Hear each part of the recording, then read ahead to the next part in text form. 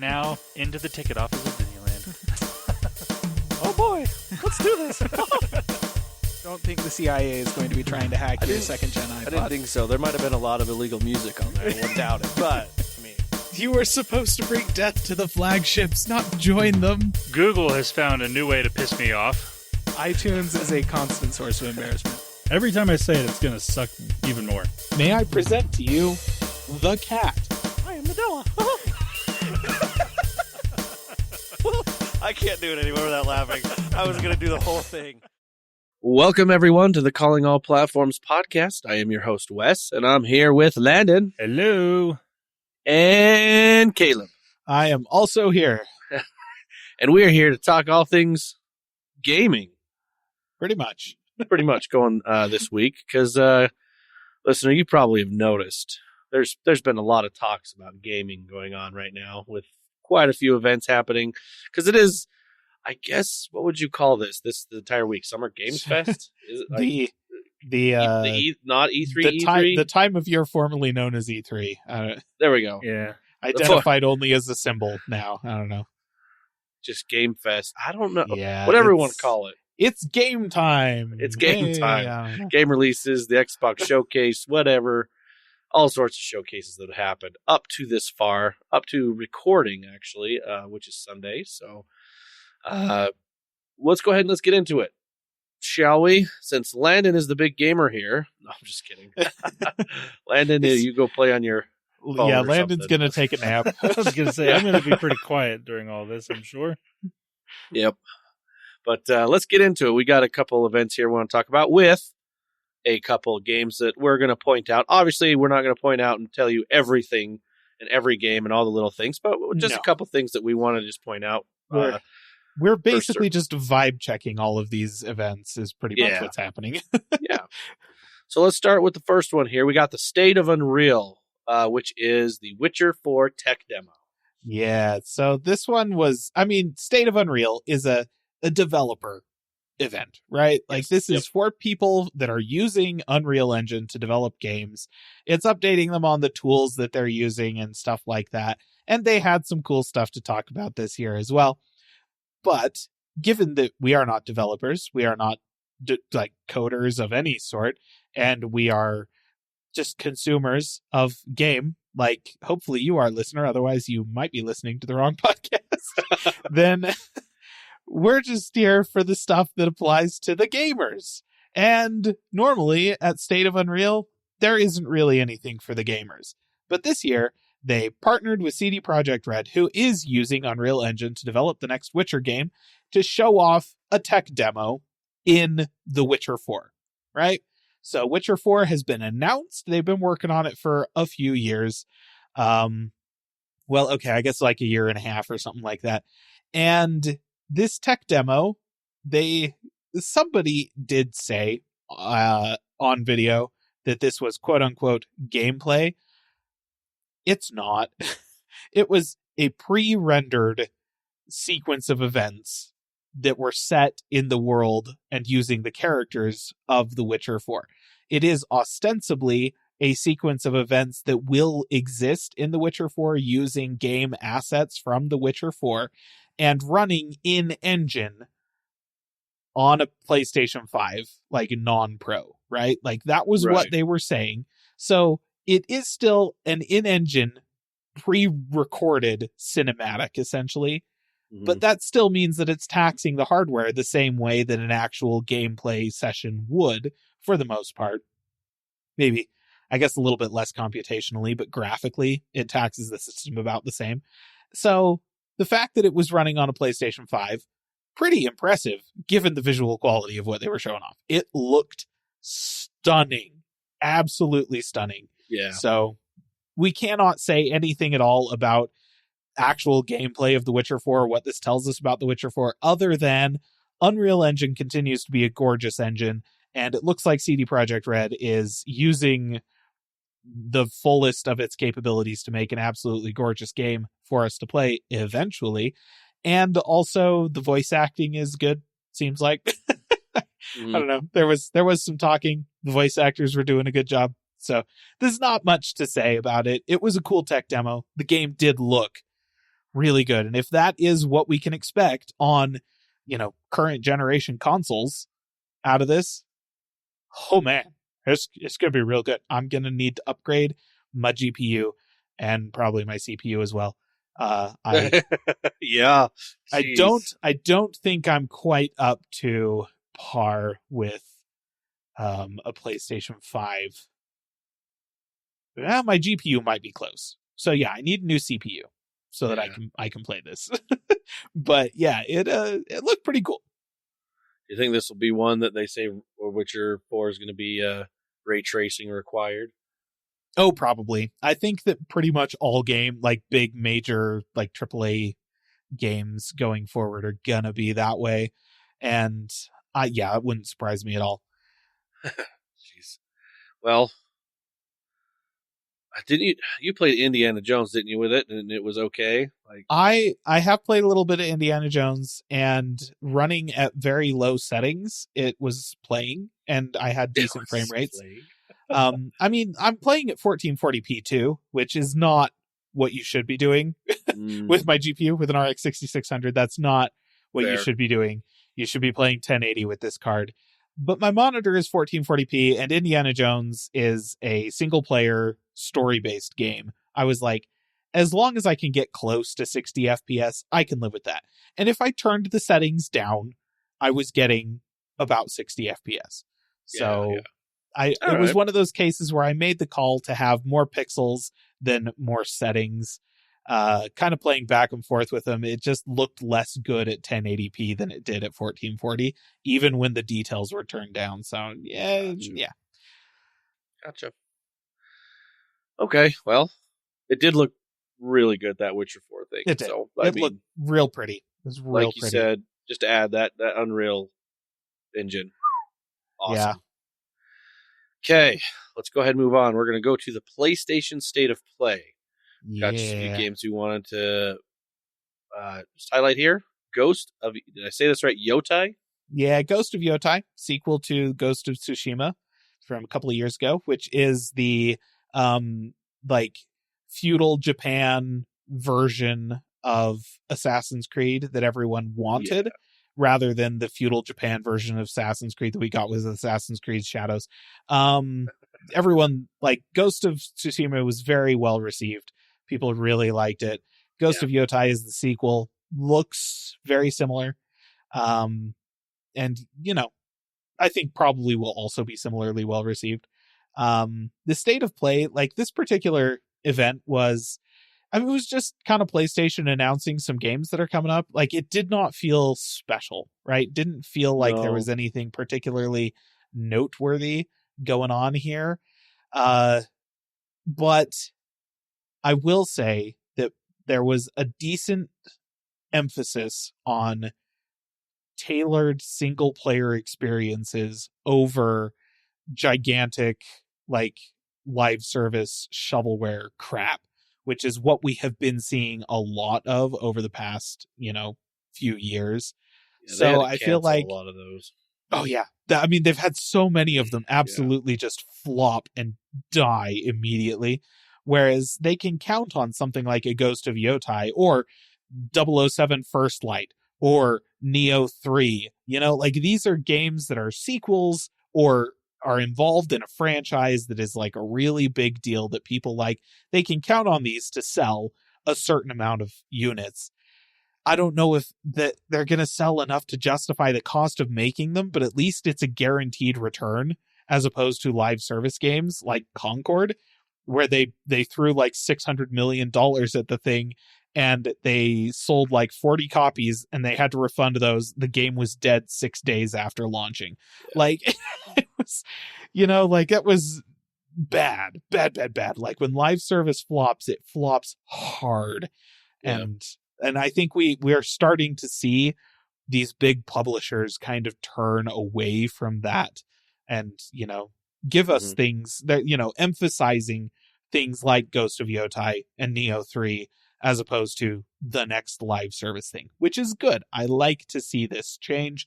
That being said, I'm also kind of a chronically offline lover of single player games, and I buy a lot of games on GOG.com because I can play them offline and stuff like that. So I understand that this is just my perspective, but I was really happy with kind of the emphasis that PlayStation had at this state of play.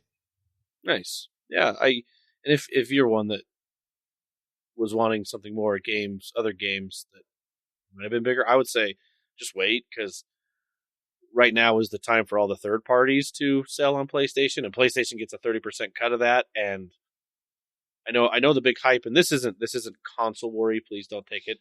Yeah, Xbox has totally been dominating their store, which is great for Xbox, but that's also great for PlayStation because they get a 30% cut of every one of those games. They're not mad about it. They're not mad. They're like, sweet, and they can take that and build other single player, stuff that bringing PlayStation back to their core. So yeah, and I feel like it's worth noting that I wrote down 4 games here I wanted to make sure and mention. Ghost of Yotai, 007 First Light, that's coming from the IO Interactive developers of the Hitman games. Yep. And I'm sorry, I've heard nothing but good of those games. If you haven't played the most recent Hitman trilogy and immediately thought, wow, wouldn't it be awesome if this was a James Bond game, then you just haven't you haven't even seen these games. They are perfect for that. So that's really exciting. Love that we're going to be getting that. And then Neo 3 and Silent Hill F, which is actually launching the end of this year. So it's an entry into the Silent Hills franchise. It's worth noting that as far as I'm aware, all 4 of those games are being made by third-party developers, right? They're partnered with Sony. Sony is publishing. They are not owned by Sony. Is right? Silent Hill? Isn't that one? I think so. I think it is. The developer is not owned by Sony. Okay. They're under license with Sony, right? And Sony is publishing the game, but I don't think they're a Sony studio. That's the distinction I want to make here, which is nice. It's nice to see some, because we've had a few bad years of studios owned by these publishers releasing sometimes even quite successful games and then immediately getting shut down. So let's emphasize these studios being able to operate kind of under their own umbrella, which, for instance, 007, IO Interactive has been publishing, self-publishing the Hitman franchise for several years. That's technically an indie game development studio. Well, this is silly of me. Weren't they owned by Square Enix? They were for the first of the Hitman trilogy. They released it. It sold well, but Square was like, nah, not good enough, and was going to shut the studio down. And so studio leadership got some independent investors and bought the studio and the rights to Hitman off of them, so that they could then go on to release Hitman 2 and Hitman 3, both of which were extremely well received. And frankly, IO's been cruising off of the success of those games as a fully functioning studio ever since. So clearly not the greatest business idea to just shut the studio down after Hitman 1 didn't sell quite as many units as they wanted it to. But that's Square. So it's very much I think positive moves kind of indicated by this state of play. Yes. Very, very positive. Let's go to the next one here, the Summer Games Fest. This is the Jeff Keighley hosted one. Yeah, which of course means there was an awful lot of Jeff Keighley standing on stage that should have not been him standing on it. I watched the Xbox Games Showcase earlier today, and Summer Games Fest literally yesterday evening, and I so much preferred the Xbox one because it was shorter and it was just back to back trailer, so much better. Really. Well, I like that. So they released Xbox. You know what? I'll save that for later. So I'll save that for later. Just Summer Games comparative Fest thing between these two. But Summer Games Fest, they had some good stuff to talk about. Summer Games Fest itself is just the Jeff Keighley show, right? It's put on by him. It's not really affiliated with a studio or anything like that. Right. So they do kind of talk about some more off the wall and a bit more weird stuff that not necessarily indie studios are doing, but don't have gigantic publishers like EA or Square pushing them, He's really good friends with Kojima. Not the retail people, Square Enix, if Yeah. for context. Yeah. But yeah, so he started the show off with Kojima on stage because the dude Kojima and just kiss already. Like, I don't know. The guy is in love with Kojima. It's hilarious. He is. So yeah, they talked about Death Stranding 2 on the beach, which what is that game? That's one I haven't. Well, one, I don't it just know, barely man. came to the Xbox ecosystem a little bit ago, that Death Stranding, but I guess it's it was one where you were a delivery person, but you were delivering a baby. Is that the one? No, not a baby. You're just delivering packages. Look, I understand the quote unquote concept of Death Stranding. Doesn't mean I understand Death Stranding. Kojima is just bizarre. And so Death Stranding 2 just looks like more of that weirdness. I don't know. But it's coming out soon, evidently. Yep. No, the games that I kind of wanted to mention here that were a little bit more weird, right? Like not necessarily coming from a huge publisher, but still noteworthy. And that's why I appreciate the Summer Games Fest for existing. Yes. With stuff like Mouse PI for Hire, which is kind of just an FPS version of Cuphead. I have actually been extremely keeping Cuphead coded. I've been keeping an eye on this one just because it has that charm, that Cuphead charm. And it's like old school Disney animation, but as a shooter. Yeah, I'm honestly watching that trailer that they had at the Summer Games Fest. I was kind of like, yeah, I think I'm here for that. Like, I think I might buy that one. That one I'm excited. Like, yeah, that one's a good one. They also talked about Atomic Heart 2 from Mundfish, and also Mundfish are making a game that is not Atomic Heart 2, but is set in the world of Atomic Heart called The Cube. Yeah. And what it looks like is Atomic Heart 2 is like the first game. It's a single-player, narrative-focused shooter. And then The Cube is sort of a multiplayer spin-off of in the same world, but not necessarily directly related to the events of either games. So it's like a multiplayer. Hard to tell from the trailer. Could be like an extraction shooter, because that is kind of all the rage right now. Might be something kind of like a battle royale. Might be a little bit more just traditional, like head-to-head FPS, like, Call of Duty or Battlefield type stuff. The trailer wasn't very clear, but I will note that both of these, like especially Atomic Heart 2, from the concept trailer they showed, there wasn't really any gameplay in there or anything like that. They're just kind of showing off the world and the setting and sort of how it's evolved after the first game, and still very much going for that kind of retro futuristic alternate history take on the Soviet Union and stuff like that. Yeah, I did make a video about the first Atomic Heart, not really about the game, but about the setting of the game and how I feel like conceptually they were onto something really, really interesting with that game.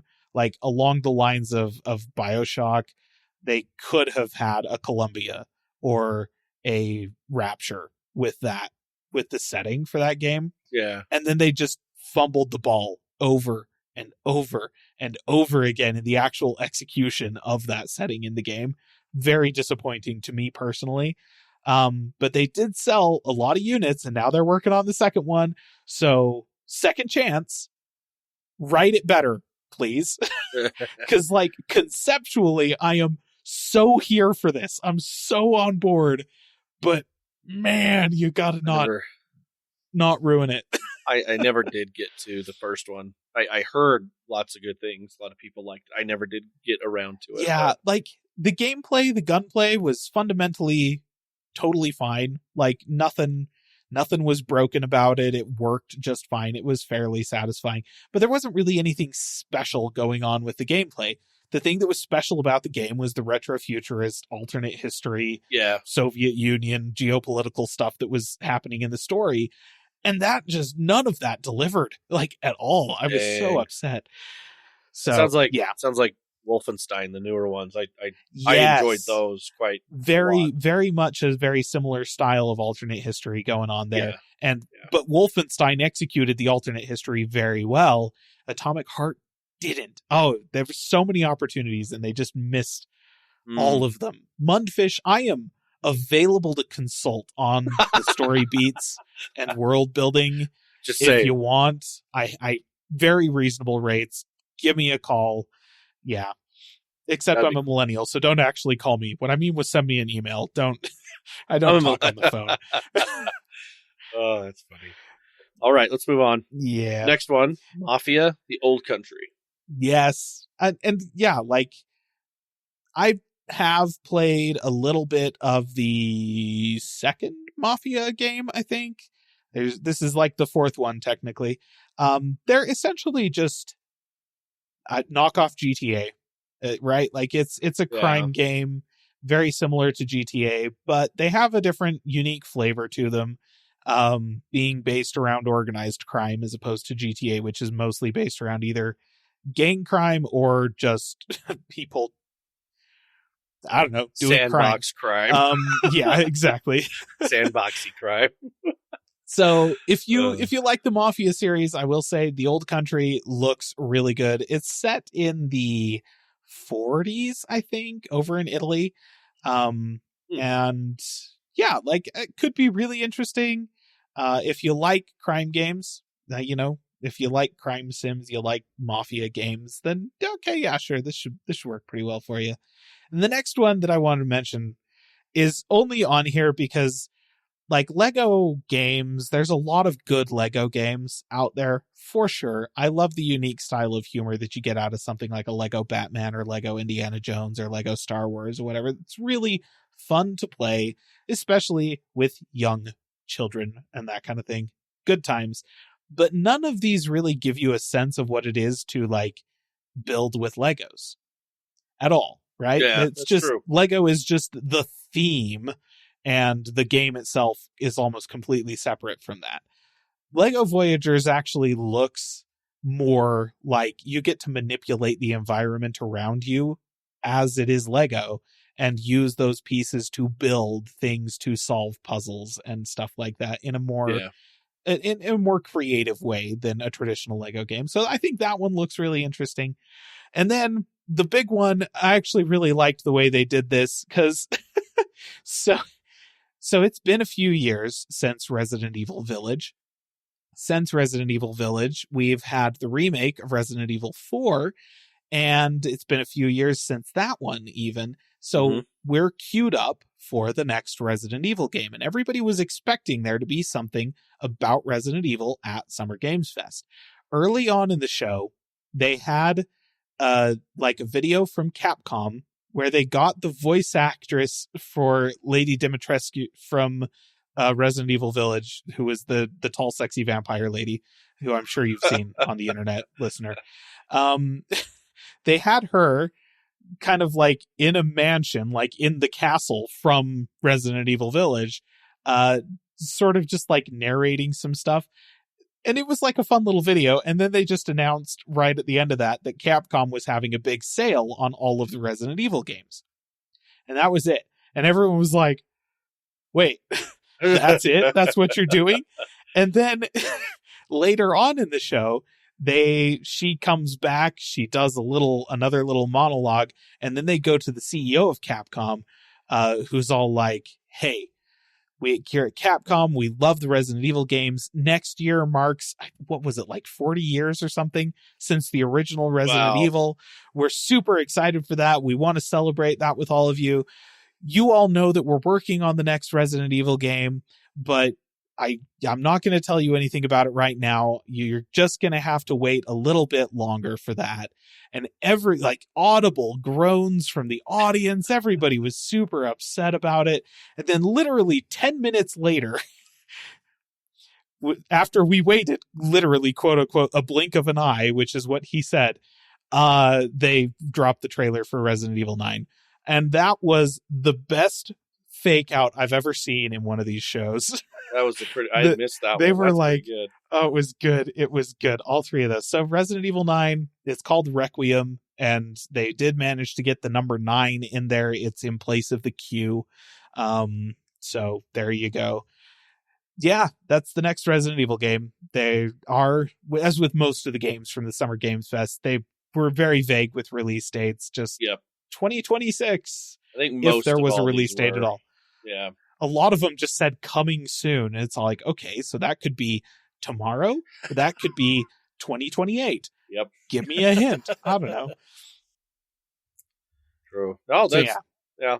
I wish I played more Resident Evil. Like, I understand the hype. Like, I never did get into them back when they were bigger. And then I Yeah, just didn't have I the, don't like you know? survival horror and me do not get along, but I have a huge amount of respect for the Resident Evil Right, franchise and the things that it's done. That's where I'm know? at too. I have the hugest respect for them. I really do. Yeah. And I will say it is a lot of fun for me to watch people react to the games Yeah, those are good ones. because there are some really good jump scares in especially the most recent Resident Evil games. And so like I'm relatively familiar with like Resident Evil 7 and 8 because I've enjoyed that. Like I enjoy watching people reacting to the games, and I suspect I'll probably really enjoy watching people react to Resident Evil Requiem. But I'm not going to play it. Yeah, no, yeah, same. You know, Wes, if it makes you feel any better, I've also never played any of the Resident Evil games. Fair. Okay, Xbox Game Pass Showcase. Let's talk about this. First thing I want to note, we were talking about feeling on here. Xbox really wants you to know that Xbox Play Anywhere is the key word here. Now, this, I don't know. I've been talking about my wish list about them improving Xbox Play Anywhere since we started this podcast. Do I finally get a win on this, or Maybe. I mean, they've really improved this. Now, I will say, like, it would be really cool if by Xbox Play Anywhere they mean you could buy it once and play it on whatever you want. But I'm pretty sure that if you want to play any of these games on a PlayStation 5 and on an Xbox, you're going to have to buy it separately on the PS5. Now, which is interesting. We're going to talk about a little bit more of this Xbox Play Anywhere, that it ties in with the next thing that they announced. Now, did you know that they announced some hardware? And gosh darn it, we like talking about some hardware. So, Microsoft and Asus, ROG, decided to partner together and make handhelds, 2 of them. As pointed out by Landon before we started recording, that he really loves the naming of the ROG Ally, Xbox Ally, and the ROG Xbox Ally X. Yeah. So naming, Which, we know, I mean... It makes a certain amount of sense. I get it because the ROG Ally was already a product, right? Like the ROG Ally and the ROG Ally X already existed. These are just the Xbox version of those consoles. I get it. I wish that that Microsoft would have been able to make this partnership such that they didn't have to include ROG in the name and just call it the Ally, because then they could have just done the Xbox Ally and the Xbox Ally X. That would have been nice. Barring that, I would have preferred something like the ROG Ally, like Xbox Edition or something that kind of separates them. But having ROG Xbox Ally, I don't know. It's mostly the Xbox Ally X that I don't. It's too many X's. Come on. So let's talk about this. Notable things. So what we were talking about earlier, we were talking about how on the Xbox side of things was trailer, they talked something real fast, and then trailer, and kept going. Well, what they did is in the showcase, or they left out of the showcase, was actually the video about the ROG Ally. They had a separate video that they did.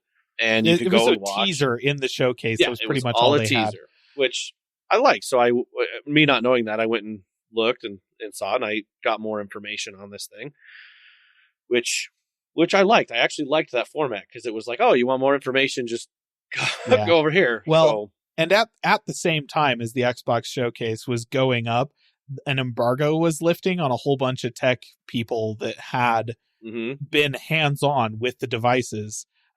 Like yesterday or the day before or something like that. Yep. And so they'd all made these videos and released them. So I watched a couple of them, and I think that like it looks like a good device.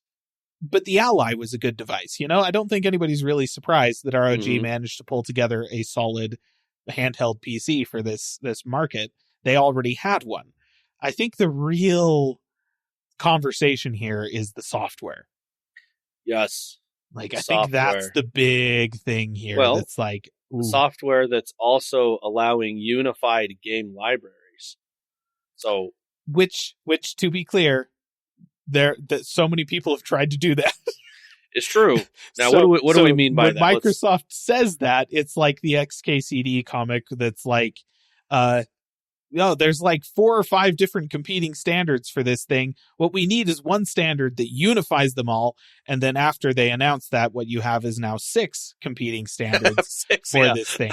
And so what we're going to have is Microsoft like, yes, here's your all-in-one library. You can install it right alongside Steam and GOG Galaxy and Epic, which are all supposed to be unified library systems. But Yeah. that's okay. It might work this time. Maybe we We'll see. can hope. I mean, I'm excited. I mean, this definitely piques my interest in the thing. So basically, I had to dig a little deeper because in the thing they didn't really come out and say which libraries, but it's actually these people that had the hands-on to say yes, they were able to access their Steam library, their BattleNet, their GOG, their Ubisoft Connect libraries. Yeah, From this. It's not running Xbox software. It's running Windows 11, right? Yes. Like, it's a full-on Windows handheld, so you can install and run all of the Windows 11 games that you've got. But they have essentially, from what they've described, Microsoft has allowed the Xbox team to just replace the entire Windows UI. Yeah. Like, they've basically just been like, look, here's the Windows code base. Fix it for gaming, which, as a person who plays games on Windows, wow, that's a tall order. That's all.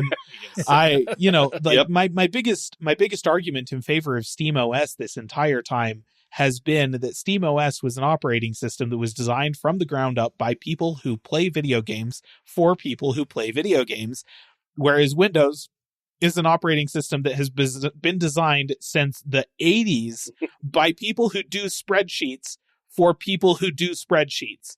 It was never really intended for gamers, and that ethos has continued on. So this is the first time that Microsoft has ever actually just turned the whole thing over to the gamers in the company and said, okay, make it good. Mhm. And so even if SteamOS dies a fiery death tomorrow, the fact that the Steam Deck and SteamOS got this to happen is just amazing. Like, that's the best possible legacy that they could have left behind. Yeah. That being said, Windows 11 is still Windows 11. Yep. That's And as much paint as they put on this pig, I'm not sure I know how it's much ever paint going will to this- stop being a pig. So I am skeptical, but like optimistically skeptical. Right? And Like, I agree to that statement. See, I do. I was going to bring that up. I was going to say, well, this is DOA already because it's got Windows 11 Yeah. as the base operating system. yeah. But No, I I've do agree with what you were saying, Caleb. I think that since they've basically let the Xbox people just take control of it, there is way more hope that it might It's- actually function the way it's supposed to. It's funny Yes. because I think they know that themselves, and like you said, because they now call it Xbox PC operating, the Xbox PC operating system. Like in the video they showed, they tried to stay away from saying Windows 11. Yeah. They actually, Like- so it's I think built on they know. Windows 11, but it's not Windows 11, Well, but it is Windows I 11. mean, obviously they know they use Windows 11 at work. Yep, they know. So funny. But Yeah. basically what they emphasized is it's designed to play PC games from all stores as well as cloud-enabled games. Plus, you can do what the PlayStation Portal does is you can actually stream remotely from your consoles as well. That has that. One thing that I really also enjoy is that you can download your games and play them there and not have to have a connection. Like, So this is what PlayStation should have made. Yeah. bingo. Absolutely. So I do like this. And the reason why they were talking about that is they're pushing this Xbox Play Anywhere program. They now push to say, hey, all the titles you see in this showcase plus 1,000 more, now letting players use the same license across all Xbox consoles, PCs, and the Xbox Ally with seamless cross saves and progression, which I like. Like, this is, yes, please. Yeah. Like, I really like this. So, and that's what going back to me saying, hey, do I get a win on my my long time running wish list? Like that, I mean I really still like this. They did announce most of the games that they showed off at the showcase were also going to be on PlayStation 5, like a shocking number of them. Well, that's where they're making money for this. So yeah, we're going to be on Steam and PS5 as well. And I'm pretty sure that Play Anywhere does not mean if you buy it on your Xbox, you're going to be able to get it on Steam and the PlayStation as well.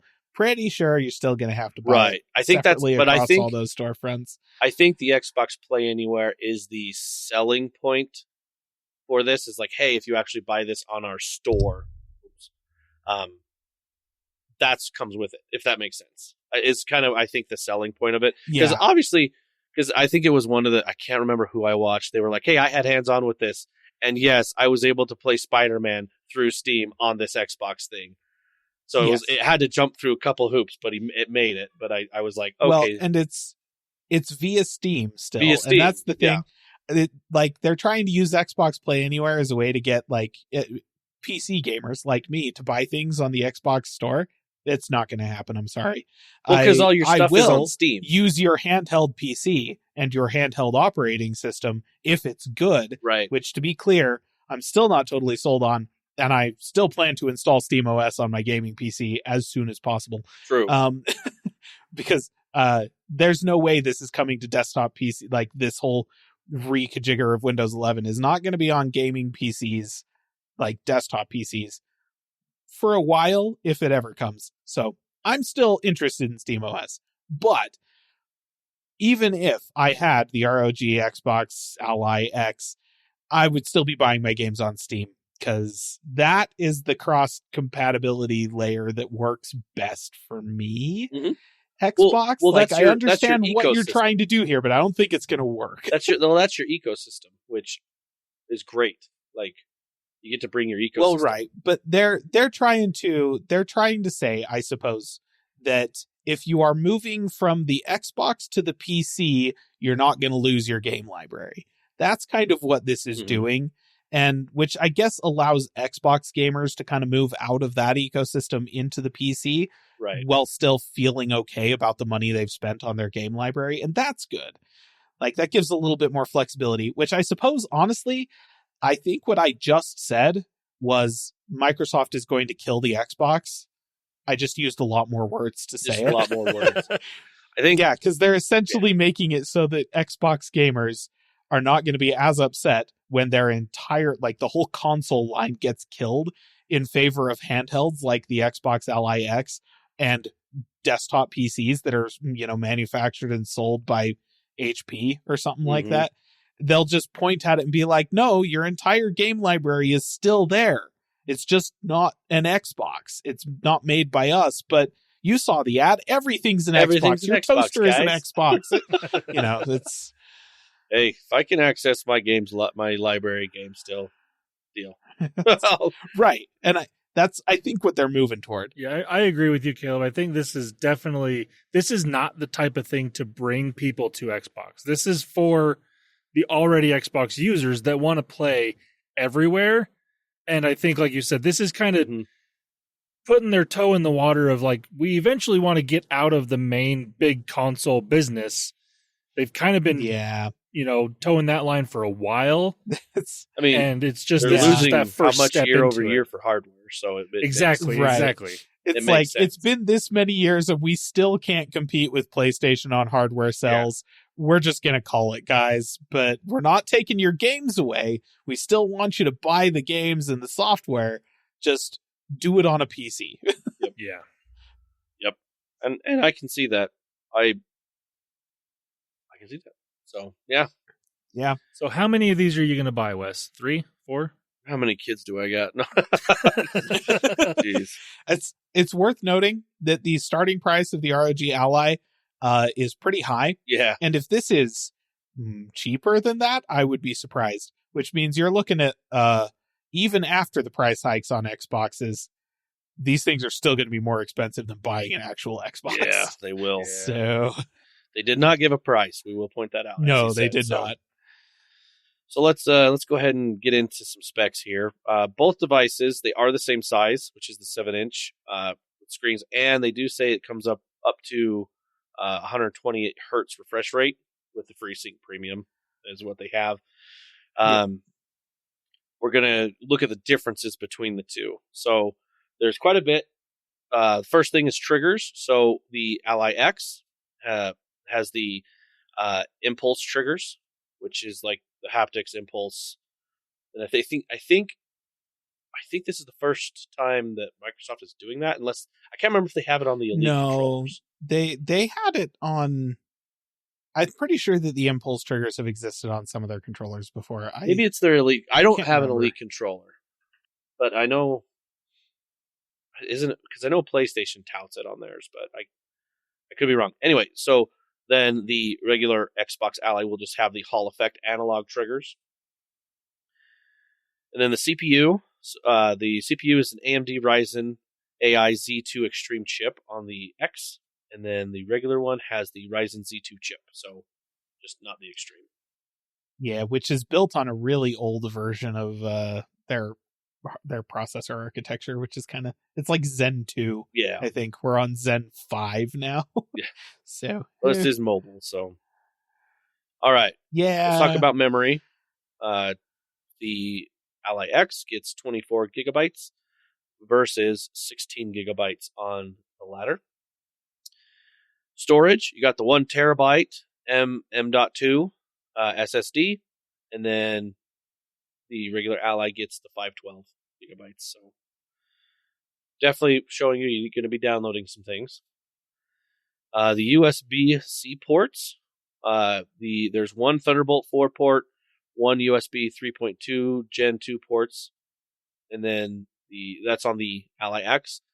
Then the other one, the regular one, is 2 USB 3.2 Gen 2 ports. There is a weight difference, if you care. 715G versus 670G. Yeah. So, Wes, you've actually had impulse triggers in all of your controllers since the Xbox One. Well, didn't they say the haptics and everything? Like the impulse triggers specifically have been in the Xbox standard controllers since the Xbox One. Maybe I was thinking of something else when I was mentioning that. Sony has their enhanced haptics system with theirs, but that's different. That's not. Oh, maybe I was impulse comparing the triggers two are. in my head. And okay, my bad on that. For some reason, I was thinking that. I apologize. Glad you cleared that up. And then let's talk about the battery. We got the 80 WH in the Ally X and the 60 WH in the regular. So obviously smaller battery, smaller capability. But yeah, so those are the main things there. If you were wanting to take a look at that, I'd say overall I am cautiously optimistic. One, obviously, I would say the one thing is that really hit me when I saw this, and I was like showing myself I'm showing interest was, ooh, that price is probably terrible. Yeah, I think that's the one thing that first hit when I saw this. Yeah. Second and was to be clear, Windows 11. I have zero interest in the actual hardware. I'm not buying a ROG Ally. That's not happening. But the software, right? Yeah. Because I've been whining about this whole push to get me off of Windows 10 that Microsoft has been doing for ages. I'm not going to just stock Windows 11. Microsoft, stop asking. And yeah, SteamOS is appealing for exactly the reason that all I do is play games. I want an operating system that is optimized for playing games, and that's it. I'm on a Mac for literally everything else. Yeah. So yeah, it's going to be interesting to see how this shakes out, and hopefully, it's likely they'll support some third-party handheld devices relatively soon Mm-hmm. after this releases, but desktop PCs, Microsoft, do not keep this from desktop PCs. Or Right. so help me, I'm gone forever. Like, yeah, no, I agree with you. Like, I'm interested in this, but it's one of those that I think I'm more interested to see what comes of it. Like we were talking about, hey, this is something that's trying to unify the storefronts. This is something trying to, we'll say, quote unquote, unify storefronts. But also, like you said, giving an operating system for gamers, things like that. So that's kind of the more thing I'm interested in it to see. So it's not really me like, ooh, Yeah. off the shelf, I'm going to buy this. I mean, if it goes on sale for something, I might look into it. Like, oh, this would be fun to test and mess with.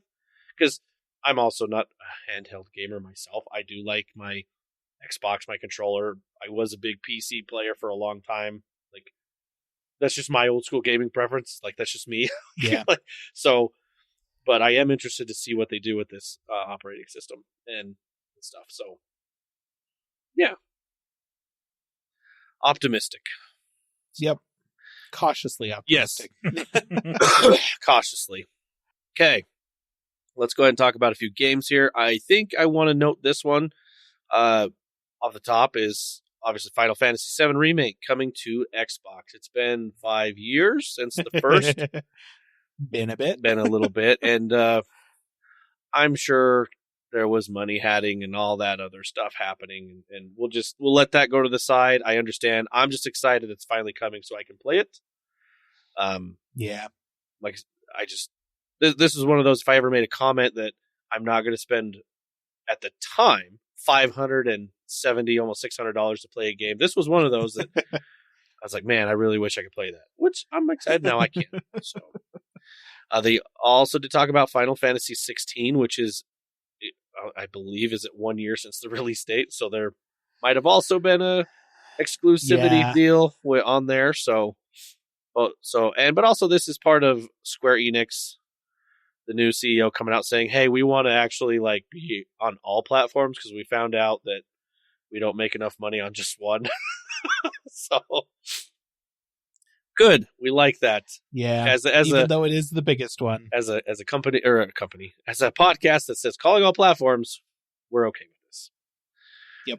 Let's talk about Outer Worlds 2. Yeah. I mean, it's a sequel to Outer Worlds.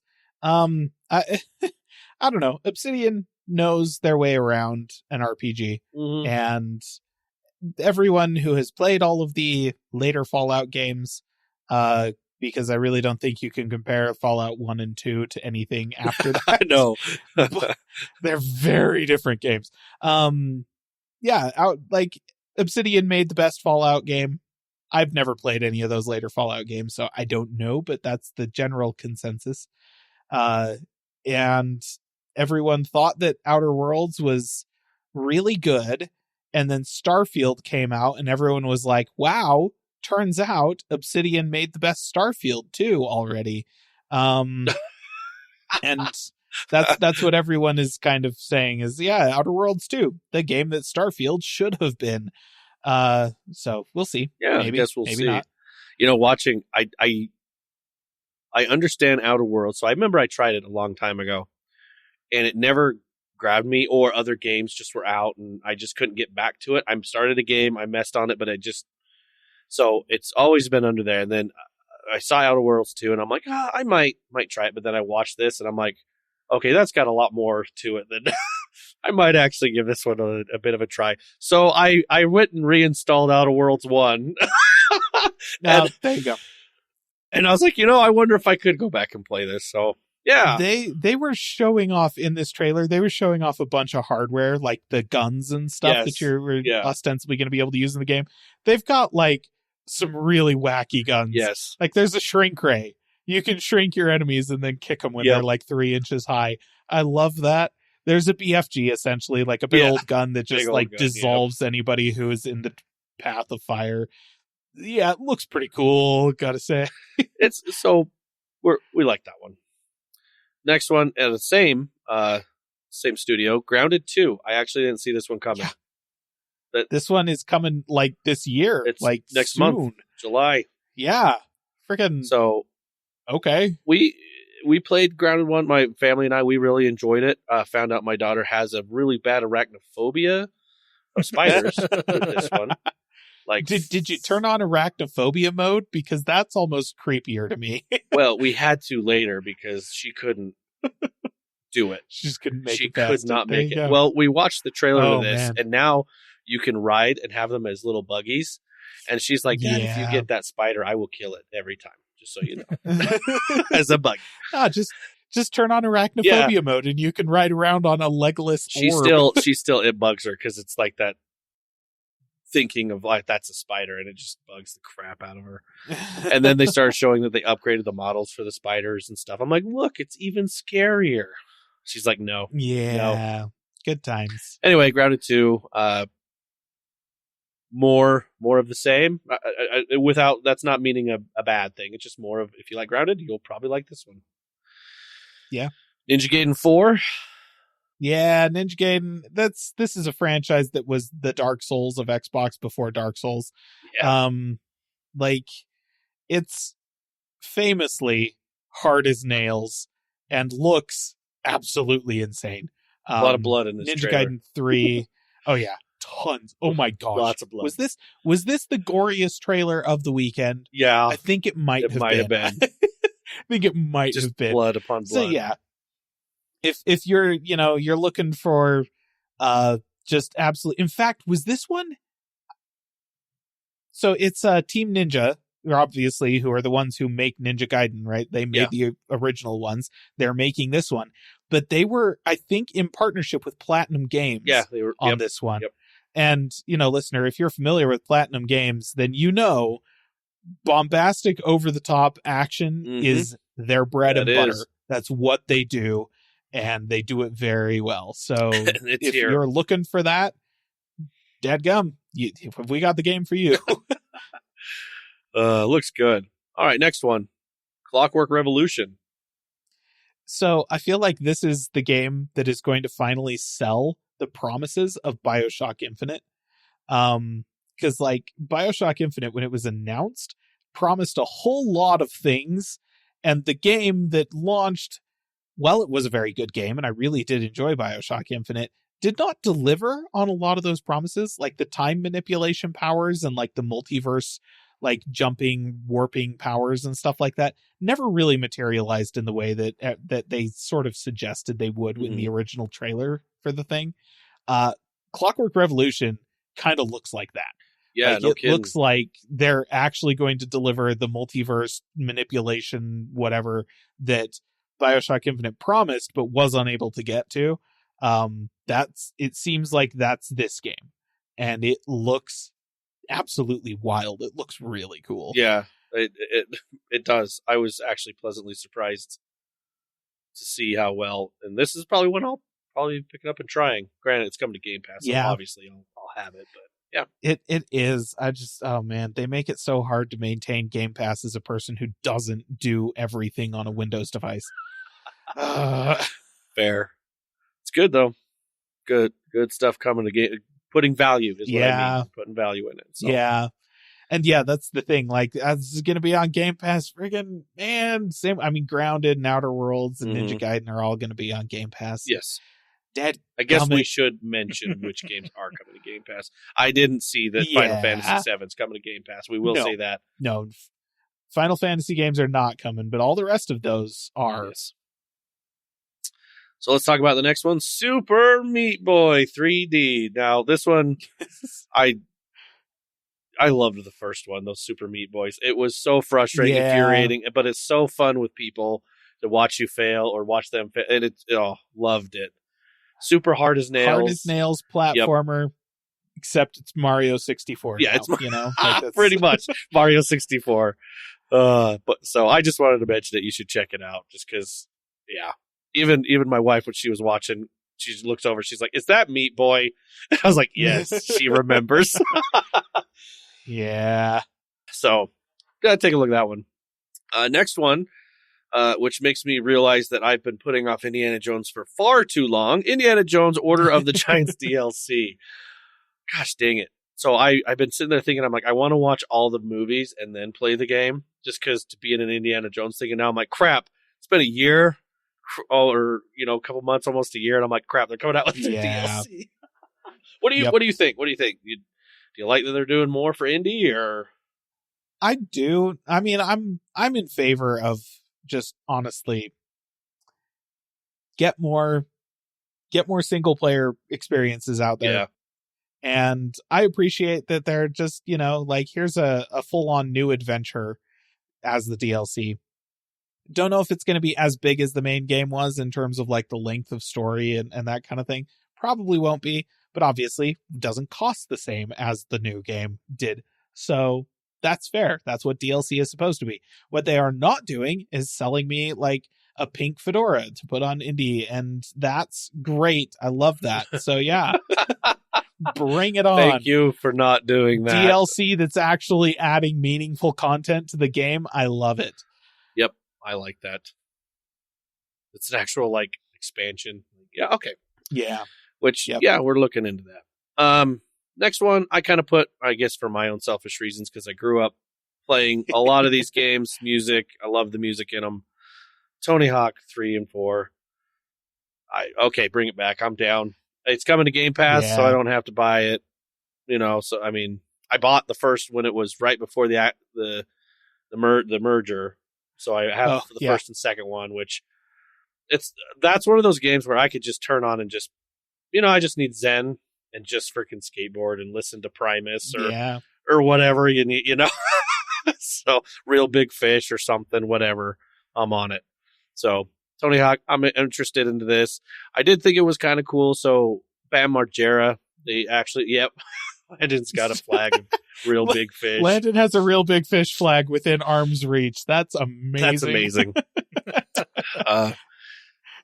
They've got Bam Margera in this, but they actually updated his model to what he looks like now, which is it's pretty cool. He's, if you haven't followed him, I guess I should, like, he's kind of had a downward spiral. Now he's making his way back up, being healthier, better.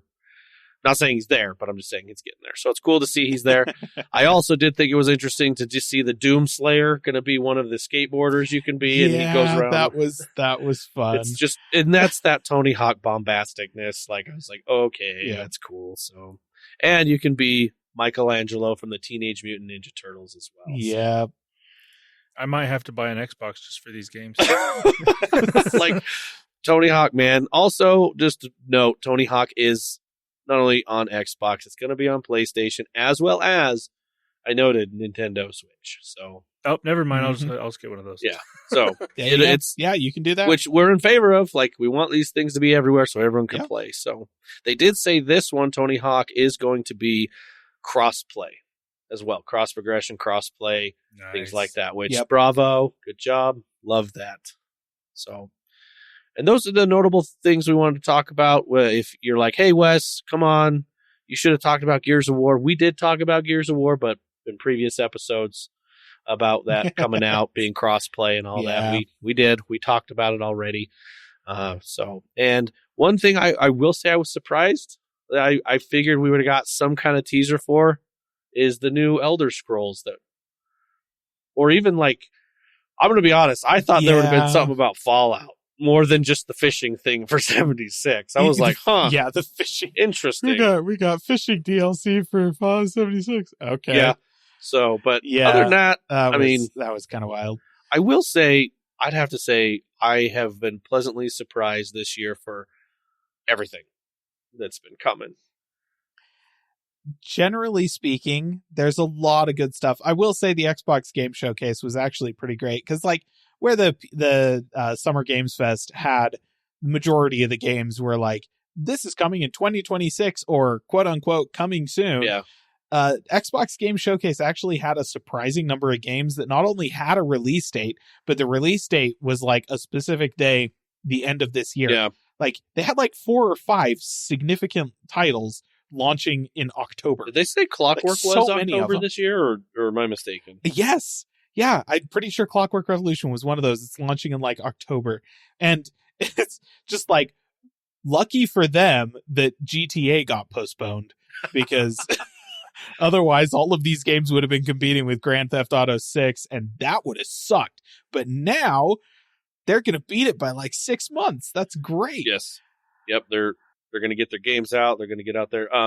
Also, we will note, I should have put it on there. Yes, there was a new Call of Duty Black Ops coming, which that trailer nobody cares. I did not expect that to be Black Ops, to be totally honest. That was the freaking wildest trailer for a Call of Duty game ever. You know what I thought it was? It looked like a psychological horror thriller thing. You remember like, that? What the heck? The thing we haven't seen. Remember when it was like 3 years ago when they partnered with Kojima and it's like OG or whatever it was called? I thought it was that game. Oh, yeah. Yeah. Because I was watching it and I'm like, oh, wow. And then all of a sudden it started showing Call of Duty stuff. I'm like, wait, what? I saw somebody that's all like, oh, yeah, maybe Rare, like, finally are making progress on that Perfect Dark remake. And they're like, yeah. But that's not the girl from Perfect Dark. Like, that's just some random dude. It's like, oh, man, who is it? And it, like, all of the imagery, it's like the Upside Down from Stranger Things crossed with the dream sequences from Inception and like all this stuff. It looks like some kind of psychological horror thriller or whatever. And then it gets to the end with like a shattered like mirror, like Hall of Mirrors, shattered mirror type imagery. And then the title fades and it's Call of Duty. I'm like, are you kidding? What?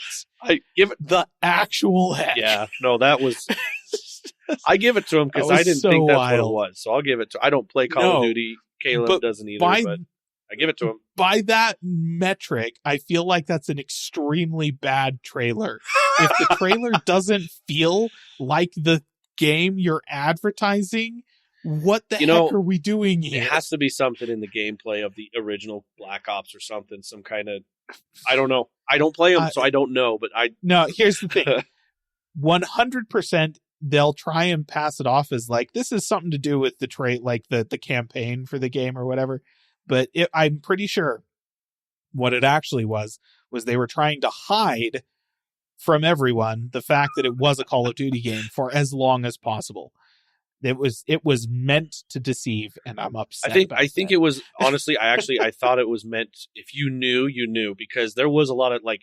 It opens up with that robot with what the place is, and then that butterfly. I think if I were to guess, those are like, hey, if you know what this is. Nobody who plays Call of Duty is that into the lore of Call of Duty. You would be surprised. The people that everybody who plays Call of Duty is there for the multiplayer, and that's it. The people I talk to die on this hill. Nobody cares about the lore of Call of Duty. I have to say, everybody's there for the multiplayer. That that's like saying people are like super into like the lore of why frickin' Sabrina Carpenter is in Fortnite. No, nobody cares. I disagree. A lot of people I talk to. It's the same demographic. No, I have to disagree with that. There's a lot of people that play. It's funny. There's a lot of people that actually play Call of Duty just for the campaign, mainly, and they'll play with friends. Wes, I'm not that. I'm not that though. You're talking about 1% of the player base of Call of Duty. Maybe even less. Yeah, I don't know. It was that whole trailer just was like the biggest rug pull. It really was because I'm like, look, I really thought it was that Kojima game. Just it's like it felt like a Kojima game, yeah. Like what on earth? Yeah. So I was like, I don't know, but I overall good things to see, good things to come. I'm just excited. Guys, I'm just excited Xbox Play Anywhere's exploding. People can just multi-platform play, things like that. Gaming is looking good so far, so love it. Maybe one day we'll get back to our Sea of Thieves on a private server and record it for you.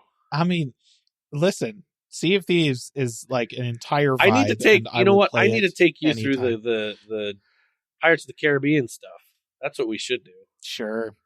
Honestly, I like Sea of Thieves. I'm there to just chill. Like I'll just like, yeah, man. I'll just get in there and just kind of sail around for a bit and like play the hurdy-gurdy and down. It's an entire vibe. I do not need any of the content they have added to that game, but I'm glad they've added content to that game. And players actually, you know. Yeah. Well, because that means that the servers are still there. So when I want to vibe out on the back deck of a ship, the poop deck of a ship, I could do that. That's, you know. Deal.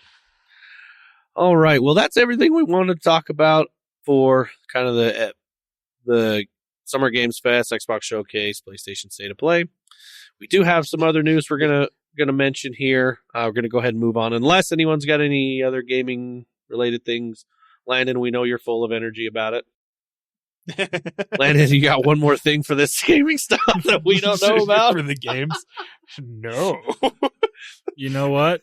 No, not nope. Fair. You know what we should do is have you no, Caleb signed it. I was going to say you should do the Apple gaming subscription thing, but Caleb, you've done it. But no, I do that. All right. They haven't done anything super interesting for a while. But Let's go ahead. Let's move on. We got some Apple news we wanted to talk about. This year, Apple is changing their software naming scheme. yeah, so this is, listener, this will have been confirmed by the time you are listening to this episode, because Apple's WWDC keynote is tomorrow as of recording. But the rumor is that Apple is going to be swapping their traditional naming scheme for their software products, which is just to every year increment the number by 1, to the best naming convention that everyone agrees they love so much, which is model years for cars. So that means that this year we're going to be getting iOS 26, not 25, because it's releasing in 25, but it's kind of close to 2026. So we're just going to use 26. The way that doesn't frustrate anybody about their car. Yeah, that's what Apple is going to be doing, reportedly. And they're supposedly going to be doing this across their entire software lineup, which means that tomorrow we're going to be getting announcements of macOS 26, iOS 26, tvOS 26, HomeOS 26, iPadOS 26, watchOS 26. Nobody cares about numbers anymore. They're all made up and fictional. To be clear, I don't actually hate this conceptually. I just wish that they would name the software after the year it actually released in. Yes. If That's they my did only that, gripe. I'm fully on board. Somebody made the comment, they're all like, well, yeah, but most of the year in which you will be using that OS is going to be 2026, because it comes out toward the end of the year. And I'm like, you're not wrong, but also I hate that reasoning. It came out in 2025. Just call it. I don't care if my car was manufactured in the second half of 2025. It's still a 2025 model year, despite the fact that they call it a 2026. It's just bass backwards how they do that in the car industry. I've never liked it, and I don't want Apple to do it either. Yeah, name the operating system after the year it releases in. That's great. That means that iOS this year is going to be iOS 25. So, anyways, that's the rumor. We'll see tomorrow. What'll be interesting is this fall, if they start doing that with their phones as well, instead of sticking with the names, just naming them after the year they released in. But if they do that, they'll probably do it the way they do their Macs. It's like, we don't have like a MacBook Pro 16 or whatever. You have MacBook Pro late 2025 or early 2023 or whatever, whenever that version was released. And if they start doing that with the iPhones, I'm totally fine with that. It's just like, here's your iPhone late 2025. Okay. Just so long as you name it after the year in which it actually released. Okay? That's all. That's all that matters here. Please, Apple, don't screw this up. They're going to screw it up. I don't know what I'm doing, but I don't know. That's one thing that Samsung's actually done right with their Galaxy S phones. In 2020, they started with they went from the Galaxy S10 in 2019 to the Galaxy S20 in 2020. And then so it's been 20, 21, That's 22, true. and now they're at the 25. Now, in their defense, again, going with supposedly what Apple's doing, they do release in January, so it is the whole year. But I fully agree with you, Caleb, that it needs to be the year it was released is the year that, like, the number corresponding with that year, because that, especially if they do this with the phones and it does correlate with the year. So this newest iPhone is just going to be the iPhone late 2025, with iOS 26, that makes zero sense. Landon, I think you may have just inadvertently ruined all of my good positive feelings about them fixing the naming of the iPhone. Because 100% they're going to call it the iPhone 26 so that they release the 26 version before Samsung does. Oh, crap. That's going to happen now. Shoot. 1000% that's what will happen, and that's why. And now I'm angry about it, so I'm done talking. You done did it. You broken his streak of trying to be positive. I thought that would have been me somehow, actually. That was you. Yeah. Gosh dang it. Oops. Sorry. It's all good. All right. Well, let's go ahead and move on. Some general tech news. We got a PSA here for some Samsung users. Yeah. So apparently Samsung is going to be deleting inactive Samsung accounts starting in July starting July 31st of 2025. So if you happen to be a Samsung user, you probably have a Samsung account. If you've ever signed into the Samsung App Store, because that's been a thing forever for some stupid reason.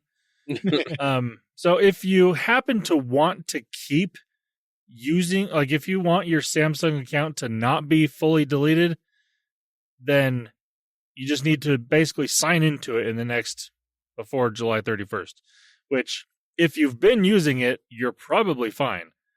If you haven't been using it, you're probably fine. Actually, you're probably better off than the people that have been using it.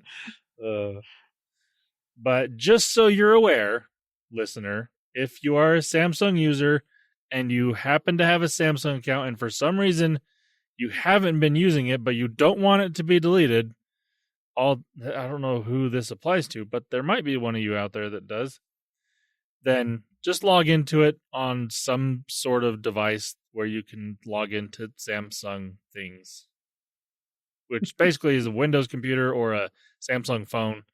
So there you go, just so you're aware. Fair. All right, next thing, more Samsung. Samsung Galaxy Edge proves everybody right. Yeah, so we don't have official numbers because Samsung isn't going to give us those. But apparently, according to reports, the Galaxy S25 Edge is not doing so hot when it comes to pre-orders.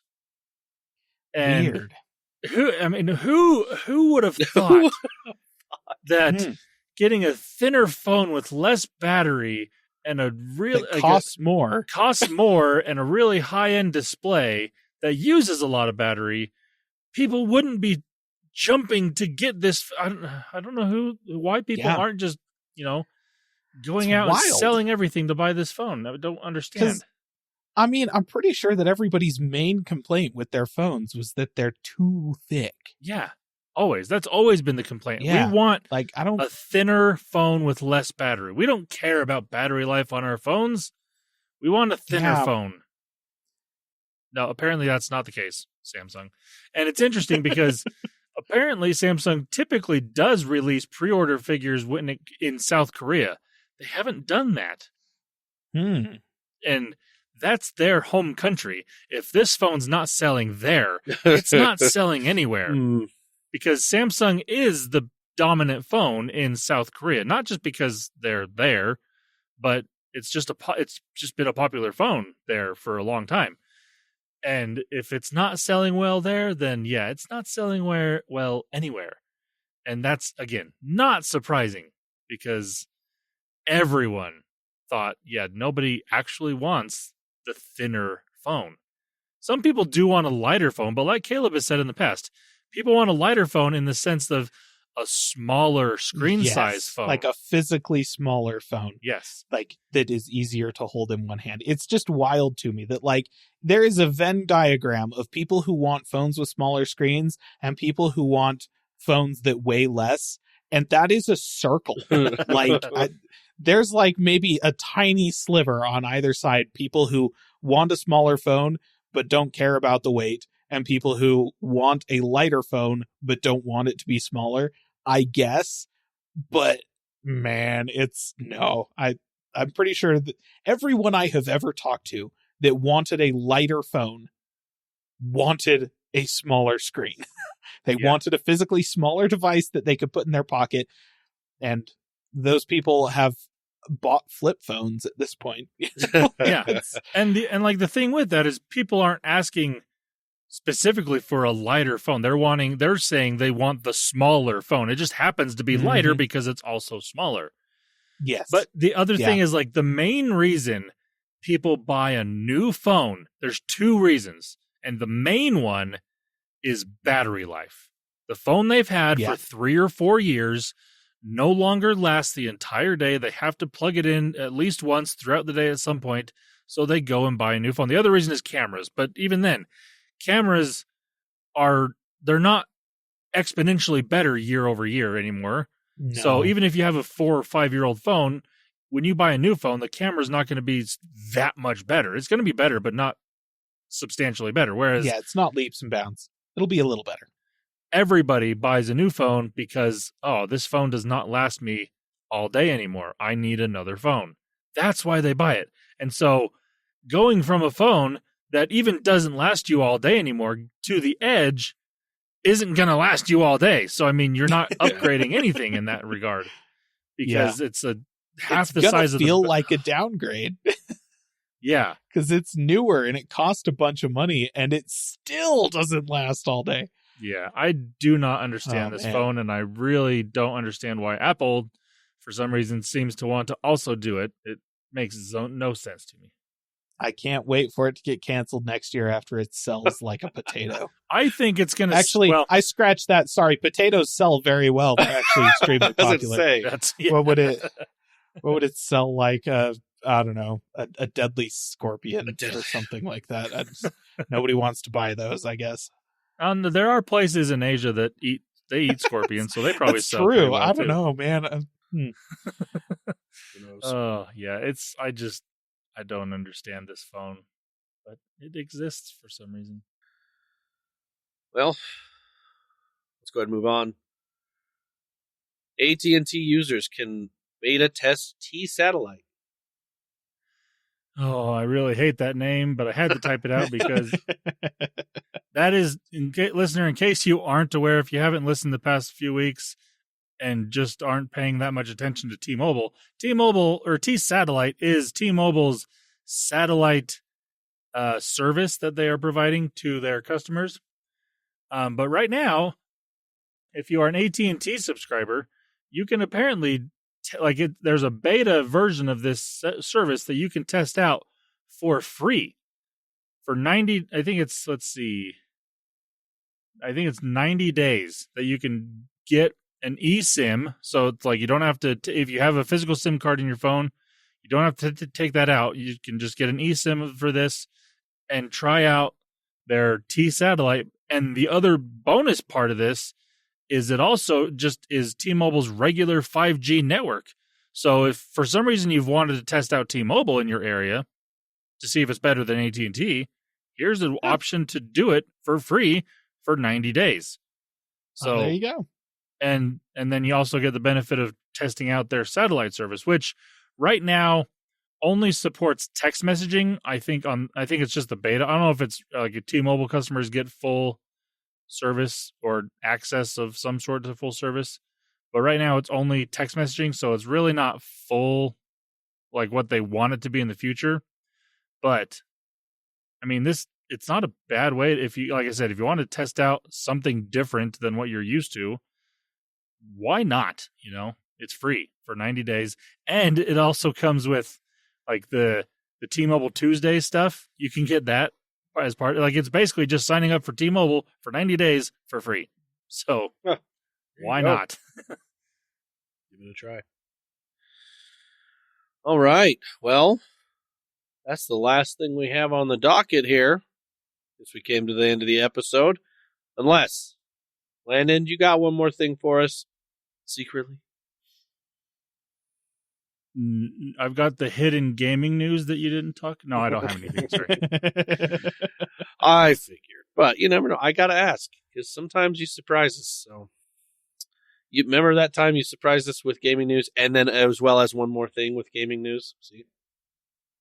It does happen every once in a while. All right, listener, we appreciate you listening for the whole gaming episode. I mean, hopefully you got something out of it or excited about something, or heck, if you want us to talk about one of the games or anything, or try one of the games and talk about it in an episode of deep diving into that, we definitely could. Or take that idea and give it to Caleb and be like, hey, I want you to get Game Pass, and I want you to play this game and really deep dive it, and I'd watch your YouTube video on it. He's game. He just told me. Yep. That's words. That's I said, words he totally. said. But for content. Anyway, listener, if you want to get a hold of us or anything, or post anything, or make fun of me, Caleb, or give compliments to Landon, because really he's the superstar of this podcast for putting it together and making it sound awesome. Because let me tell you, I cough a lot and sneeze a lot and all that. And if he left that in, you'd be like, who in the heck is that? And then realize how terrible it is to mess with. So, so let's give him props. If you want to get a hold of us or any of that, you go to callingallplatforms.com. You can get a hold of us on our social media platforms, as well as over a YouTube channel that I plugged a little earlier. We have Calling All Platforms YouTube channel that you can take a look at. I don't know, Caleb, you got something in the works for that? No? You know what? Actually, technically, yes. I have something in the works. Yes. Don't know when it's actually going to happen, but, Just put coming soon. I'll put coming soon, if that helps. Coming soon. Yeah. Put that on the... Yeah, just like all those video games in the Summer Games Fest. Coming soon, 2028. Coming soon. Yeah. Oh, awesome. All right, listener. Have a good week. Bye-bye. See ya. Calling All Platforms is a production of Supporter Sound Studios. To learn more about how you can support the podcast, go to www.patreon.com/callingallplatforms.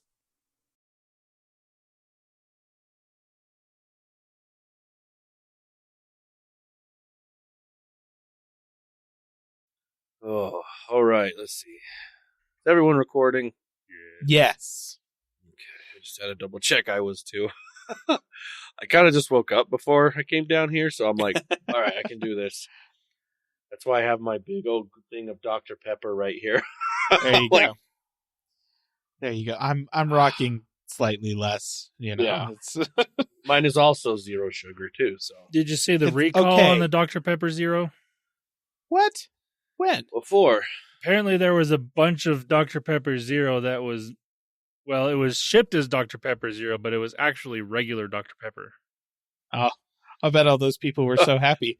Boy, what this like- tastes so good. That's- Man, wow, what this the- is like syrup in here. That's what Aubrey said when I told her that. She's like, yeah, they probably started to like it a lot more. Yeah. I will Wow, say this though, batch is good. I've been slowly coming to this realization over the past few months, but Diet Dr. Pepper, I don't hate it, but it's not great. I've never been able to really get on with it. Dr. Pepper Zero, I like it a lot. It's not as good as regular Dr. Pepper, but it's pretty dang close. And I will actually say, the flavors, the Dr. Pepper Zero versions of the flavor added sodas, I prefer those over the normal ones. Like Dr. Pepper cream soda Zero, that stuff is fire. I love it. And then I started trying other zero sugar sodas, not the diet ones, but the zero sugar ones. Turns out I like almost all of those better than the diet versions of that soda. Like a Diet Mountain Dew, absolutely not. But Baja Blast Zero is one of my favorite drinks on the planet. I actually think I like it better than regular Baja Blast. Interesting. It's wild. And I think that it comes down to the diet sodas were all just these companies going, hey, if we replace the syrup with aspartame, then it doesn't have calories and we can sell it as a diet product. And other than that, the formula stayed the same. They changed nothing. They just swapped out the corn syrup for aspartame. and called it a day. Maybe added a little bit more water to get the consistency right or something like that. And that's not a good way to make a soda. But the sodas that were built from the ground up to not have corn syrup in them and to be sweetened with artificial sweeteners instead, I like all of those a lot more, which is why I always liked Fresca, even though I hate pretty much every other aspartame sweetened soda that I've had. It's like this Fresca. whole, like, my entire life, like, worldview has been shifting. See, I've had some of the Dr. Pepper cream soda zero, and I wasn't a fan. You didn't like it? I love that stuff. It's so good. But I love, like, I I've like got a it. thing of Dr. Pepper cream soda up in my fridge, and I love it. Yeah. Well, and, like, to be clear, just straight Dr. Pepper is still my favorite soda.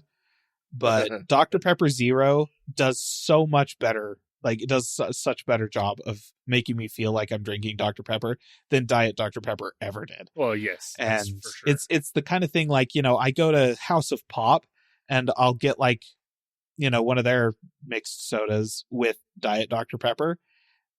I don't like that as much as if I get a Dr. Pepper Zero at a place like Twisted Sugar, because they have Dr. Pepper Zero, but they don't have Dr. Pepper Zero at House of Pop. And I keep thinking I need to, like, just go tell them, listen, just get rid of the Diet Dr. Pepper. You don't need it.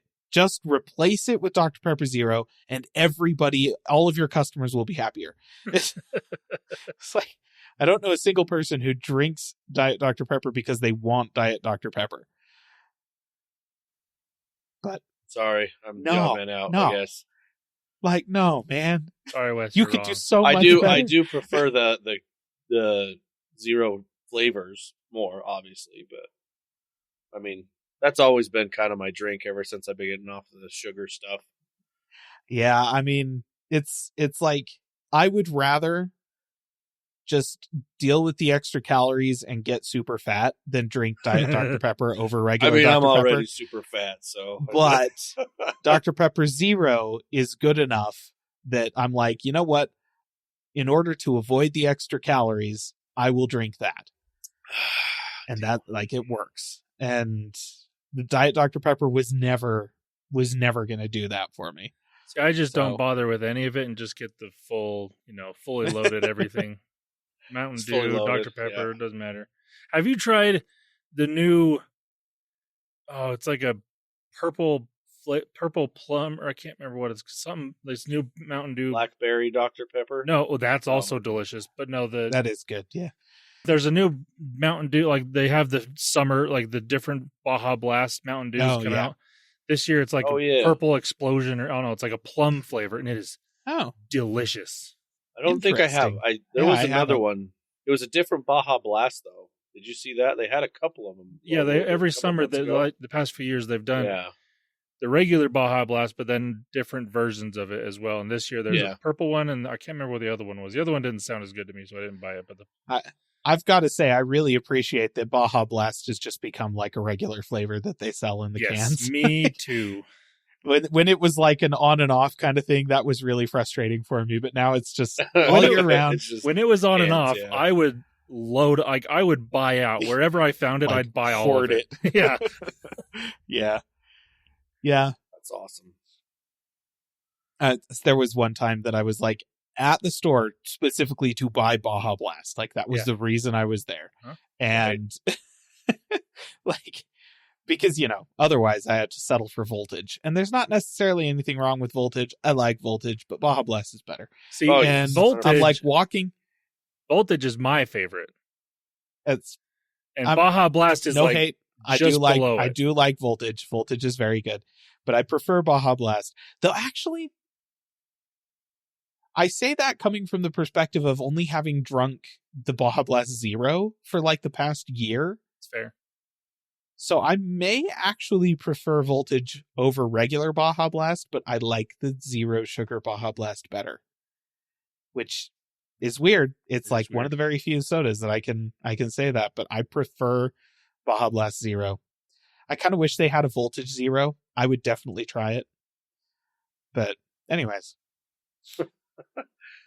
Well, I want to What a thing we went on there. Yeah, this is tangents. Uh, That's what we do. I have all of that recorded, so if we Yeah, want to me do too. a separate I also soda podcast, we can. Just talk about it. Wes's bad choices of soda. That would be kind of a funny podcast. Just like, hey, here's our thoughts on pop. Here's our thoughts on pop. Which I will say, I did try a zero sugar Barks the other day, and pretty good. Like, Actually, definitely I did too the other day. Wait, but what kind of barks? Zero sugar barks? zero sugar. Yeah, Zero zero sugar sugar. Barks, which is like with a root beer, you're kind of like, I don't know if that's going to really do it. But I did it kind of like back to back with going to Beehive Grill and getting their in-house like homebrewed root beer, which is the best. Like, that's top tier root beer. You don't get better than that.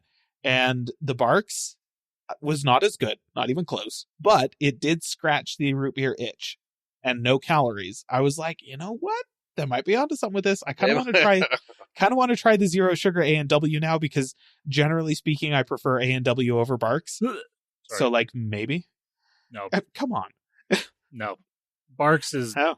top tier root beer in my opinion. No, I mean, listen, Barks is really good. Every time somebody gives me like a, it was one time for Father's Day, my ward handed out Dad's root beer to all the dads afterwards. Yeah. And I was like, why would you give me something good at least? Like, what the heck, guys? Like, I'd take mug root beer over that. Yes, and Mug is not good. Like Barks is my favorite. I'm fine with A&W if it's at an A&W coming out of the tap. Okay, It's that really is good. better than the stuff out of the can. Like, they do something different with that. I don't know what it is. That But we can't get that out anymore. of the tap into the chilled mug. Yeah, That's good stuff. and also for a root beer float, A&W is probably the best option. Yeah, but honestly, for a root beer float, I actually prefer Shasta. Interesting.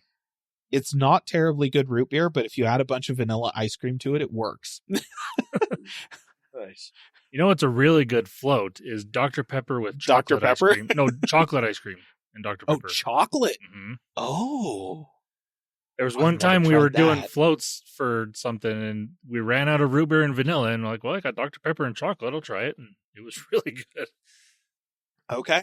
I will give that a shot. I do like chocolate ice cream. So. See, we could totally do a podcast about We really this anyways. could about anything. Give us enough, Here, go this way. Okay. We've all got opinions on this. We could, like, every episode one of us shows up with like, or you could basically like pitch episodes as like, okay, everybody go get this type of soda this week and try it. and go And try we're it. going to discuss. It's like That would it's like be- a book club, but it's sodas It's soda. instead. That would be funny. That could be We our gotta- Patreon stuff. I was gonna say that could be a Patreon. There you Elvis go. Oh soda man, thing. If you want the calling all soda. That's why is that so hard to say? Calling all sodas podcast. You know what? As a spinoff, that actually works fairly well. Maybe I'll put this at the end or something. That'd be funny. There you go. Sneak If preview. you're listening to this, sign up to our Patreon. Yeah.